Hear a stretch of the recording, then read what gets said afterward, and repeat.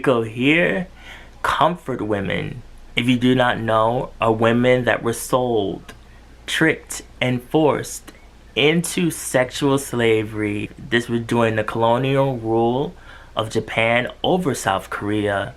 These women were constantly beaten, just sexually assaulted every moment. They said they didn't get a break.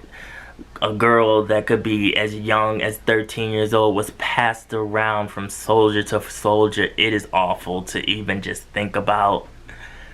This was apparently a solution by the Japanese rule that instead of the soldiers going and raping the women while they were trying to take over different parts of Asia, they could just have their own brothels. So this has been a sensitive topic between Japan and South Korea for years. The comfort women and their families, the ones that actually survived past World War II, constantly protested on the streets and asked Japan to give some type of compensation and to apologize. Japan refused, and for years they did not acknowledge the comfort women until finally they were like, okay, you know, we need to have some type of relationship between South Korea and Japan, so we're gonna go ahead and apologize, and we're gonna give 8.3 million in our money to the organizations to help the comfort women and their families. So after that, Japan was like, you know, we rid our hands of it, that's it, let's forget about it. Now, come last year into this year, South Korea has brought up this court case where they're saying, well, we feel like that Japan didn't do enough with this agreement and they should pay all of the comfort women families separately some type of compensation. Japan was like, huh? Wait, I didn't hear you right. You want us to do what now? Now we gave you money. Where is this coming from? Japanese Prime Minister was just like, this is so ridiculous. Like, why? Why are we even bringing this up again? There's been whispers on the South Korean side of things that there was corruption in that little agreement where the South Korean government was taking money that Japan gave and they were lining their pockets with it. They were helping their children with their education. They were supposed to be giving the money to the foundation to help some of the comfort women that were still alive have homes, and it wasn't going where it was supposed to. There was one comfort woman who was 92 years old. She spoke out and she said they had us dancing basically like clowns, and you know, people were feeling sorry for us and giving money, but we're not seeing all of the money that's supposed to be given to us. So I was like, so you mean to tell me that this is going on in the background, then all of a sudden South Korea's government is asking for more money? I gotta be honest, I'm not biased toward anyone in this fight. Japan was wrong for such a long time denying the comfort women. They were all the way wrong for that. South Korea is wrong for bringing this up now and asking for more money. They had enough money in 2015. And money is not going to heal these women's wounds. It's not going to heal their families' wounds. Money is money.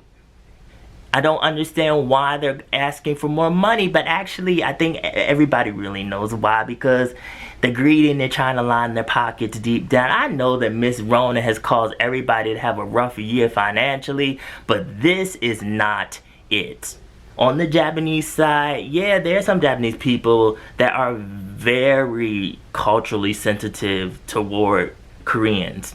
It's there. You might not see it in society, but go online. It's a dumpster fire online, you guys. You will see just the ugliness of Japanese people come out in some message boards. Lord have mercy. It's like, ah! Like you see that, you just like, oh no, not Japanese people. Yes. And then South Korea, I've met multiple Korean people that are consumed with hate for Japan. I mean, they just see the word Japan and it just jumps out, the hate, and it's like, you can't live your life like that. Korean brothers and sisters, you can't do that. You can't let hate consume your every waking moment of your life. It's not gonna help you any. We all understand. I definitely understand as a black American. America has never given anything for slavery for black Americans. And they really should. But do I sit around and have hate for people? No, I don't. Now, am I aware? I'm very much aware. Do I still talk about it because the traits of slavery have spilled down into today's society? Oh yeah, I definitely do still talk about it.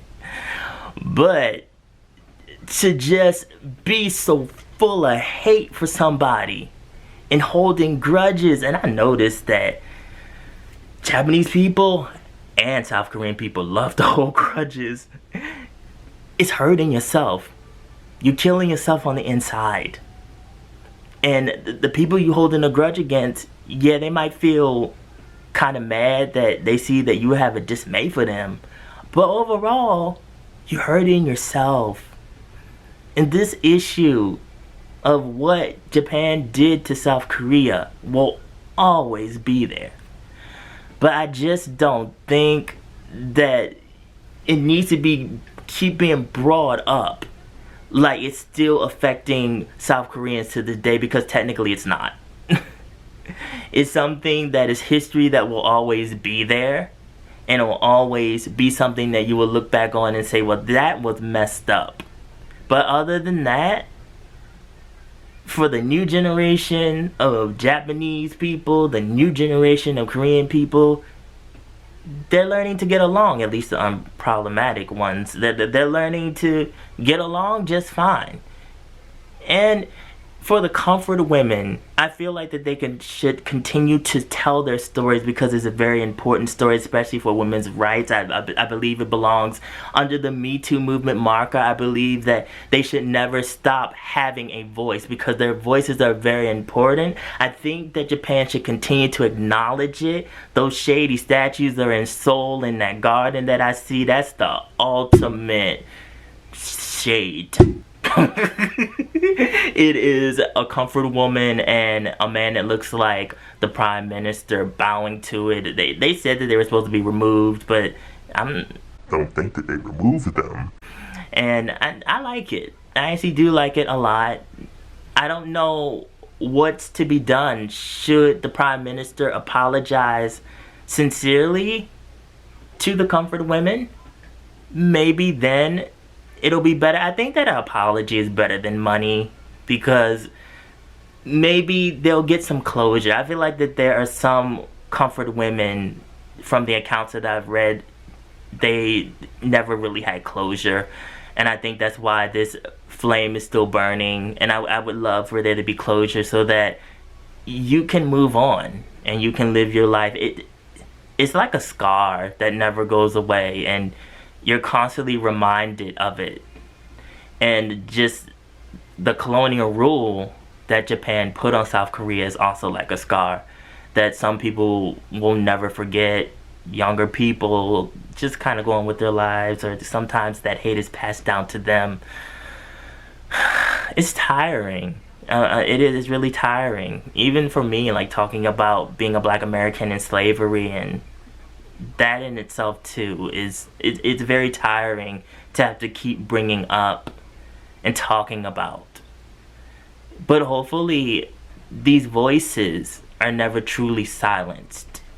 So you guys, this is a lot to think about. Put below your thoughts on this whole issue. It's a lot to discuss and unpack here. Follow my social media, mostly my Instagram. Also have a blog on East Asian pop culture. The link is always down in the description box below. And remember, be real, stay real, live in the real. And I will be back.